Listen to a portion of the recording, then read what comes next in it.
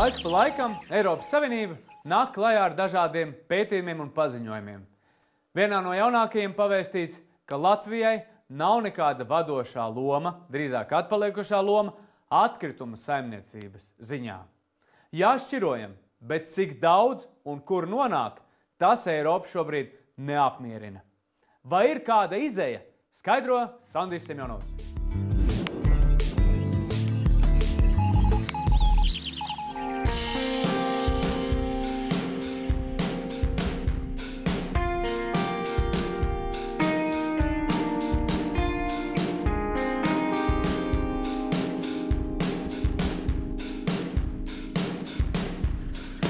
Jauns un efektīvs veids, kā šķirot atkritumus, uzsākts Mārupē.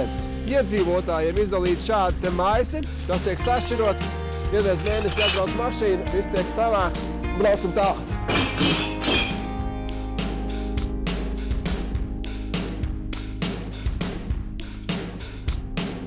Raivja Šķērstaņa ģimene ir viena no videi draudzīgākajām visā Mārupē. Viņiem pagalmā ir saules baterijas. Basēnam siltumu viņi ražo no šīs te paštaisītās vēja turbīnas. Pēdējos mēnešus visa ģimene iegūs jaunu pienākumu. Tagad plasmasas pudeles kārtīgi jāplacina, lai tā šķirošanas maisā neaizņemtu lieku vietu. Tas vēl nav sašķirots, jā, reku tā kā somas pietrūkst. Bet tagad ir vismaz iespēja to visu realizēt tādā cilvēciskā veidā. Rikard, ko tu saki par šķirošanu, ka jāliek atsevišķi pa maisiem? Labi. Kas ir labi? Nosāliet.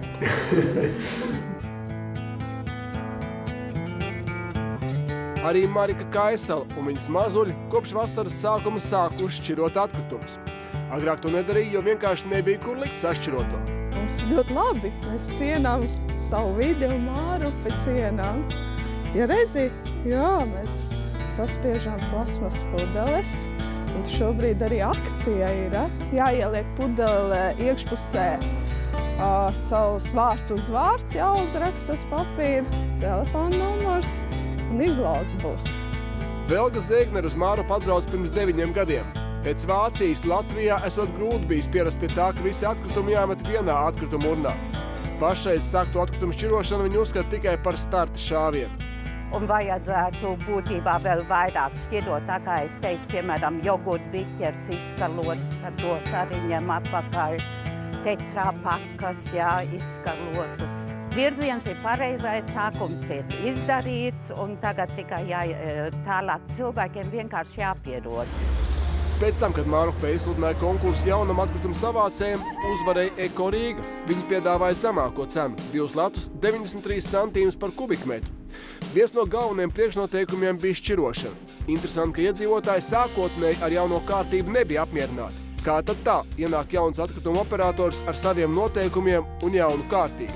Bet iedzīvotāji mainījās. Jo iedzīvotāju sastāvs ir jaunas ģimenes ar bērniem, un acīm redzot, tieši šis sastāvs, kad ir jauna ģimenes ar bērniem, ir varbūt arī tas viens no noteicošiem Mārupē, ka šī šķirošana aiziet, jo māca bērni jau daudz ko arī pieauguši pamāca. Zaļā punkta vadītājs piekrīt, ar atkritumu šķirošanu Latvijā kopumā ir slikti. Rīgā, kur saražo 40% Latvijas atkritumu, šķirošana notiek 5. daļā no pilsētas teritorijas. Viens no galvenajiem iemesliem ir infrastruktūras trūkums. Un vēl tas ir saistīts ar to, ka mēs maksājam ļoti, ļoti maz par atkritumu izvešanu. Tā cena, ko iedzīvotāji maksā tagad, tā ir smieklīga. Ja? Jūs varat katram otrajam pajautāt uz ielas, cik viņš maksā, ļoti bieži cilvēki nezina atbildi. Tāpēc, ka vienkārši nav pieredums, kad ir jāmaksā daudz. Jo Eiropā tas ir tā, ka par noglabāšanu mēs maksājam dārgi, un līdz ar to mēs uzreiz sākam domāt, kā varētu ietaupīt izmaksas. Kopumā gadu laikā Latvijā saražojam 600 līdz 700 tūkstoši tonnas atkritumu. Vairāk nekā 90% nonāk izgāstuvē, kas pēc jaunākā Eiropas Savienības pētījuma mūs ierindo atpalikušo valstu vidū. Salīdzinoši igauņi 23% šķiro un izgāstuvē noglabā tikai 76%. Skandināvijas valstīs, Holandē un Vācijā izgāstuvē nonāk vēl 3 reizes mazāk. zem 20% no kopējā atkrituma daudzuma. Atkritumu šķirošana vēl pie mums ir bērnu autiņos. Vislabāk izskatās tādas valsts kā Austrija, Zviedrija, Beļģija, Dānija. Mums mazs mierinājums ir tas, ka mēs izskatāmies tikpat slikti, cik Igaunija un Lietuva, bet tas ir ļoti vājš mierinājums. Bez ikdienas šķirošanas nepieciešama liela šķirošanas rūpnīca. Latvijā tādas nav. Vasaras sākumā izpildīt savu projektu centās Eko-doktrīna, aiz kuras iespējams bija paslēpts ekspolitika Andras Čēles intereses. Atklājās, ka Getliņu zemi iznomāt negodīgi, Eiropas naudas piešķiršanu vides ministrija apturēja. Brīdī, kad parādās šīs atkritumu šķirošanas rūpnīcas, tas progress ir ļoti strauji, jo tās rūpnīcas ir pietiekami jaudīgas, parasti tā ir kaut kāds 100 000 tonnas gadā. Latvijā uzbūvējot 3 šādas rūpnīcas jau tiktu nošķirot vismaz 1/4 daļa no visiem atkritumiem. Vides ministrs Edmunds Pūčs uzskata, ka Eiropas pētījums par Latvijas atkritumu sistēmu vēlreiz apliecina, ka šajā jomā nepieciešams reformas. Viņš sola, ka jau šogad valdība pieņems lēmumu par atkritumu depozītu sistēmu, jeb tā saukto taras savākšanas automātu izveidi. Varbūt arī dzirdēts ir tas arguments, ka kā tad mums 2 paralēlas sistēmas. Ja? Es tās neuzskatu par paralēlām sistēmām. Es uzskatu, ka katra no tām kalpo savam mērķim, šķiro tie, kas šķiro bez papildu kaut kādām iniciatīvām. Tādi cilvēki ir ļoti labi, bet ir pilnīgi skaidrs, ka viņi ir nepietiekami. Mēs nevaram turpināt tādā tempā iet uz priekšu, kādā mēs ejam. Tad ir vajadzīga šī papildu iniciatīva, kas ir depozīta sistēma.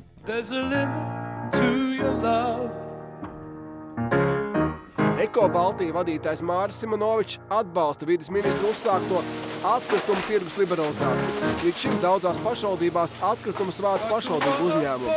Līdz ar to viņi paši noteica atkritumu politiku un arī cenu. Vēsturiski ir lobēts šis pašvaldību monopols, ka viņš ilgtermiņā sev neataisno. Jo tie uzņēmumi, kas dzīvo konkurences apstākļos, viņi ir ieinteresēti investēt, viņi ir ieinteresēti pilnveidoties un būt konkurētspējīgi. Tas, ko mēs redzam, visi privātie operatori, viņi ļoti strauji attīstās, viņi investē, viņi izmanto jaunākās tehnoloģijas. Pašvaldību uzņēmumi, viņiem šādu uzstādījumu nav. Viņi strādā ar augstiem tarifiem, lieliem apgrozījumiem un ar zaudējumiem. Ja vēl pirms gadiem 5 vai 10 atkritums bija pārpalikums, kaut kas liekas un nevajadzīgs, tad šodien atkritums ir resurss. Bet par resursu arī atkritumiem notiek cīņa. Latvijai būtiski ir palielināt šķirojamo atkritumu daudzumu un ne jau tādēļ, lai Eiropas tabulās ieņemtu augstāku vietu, bet tādēļ, lai patiesi pretendētu uz zaļas valsts statusu.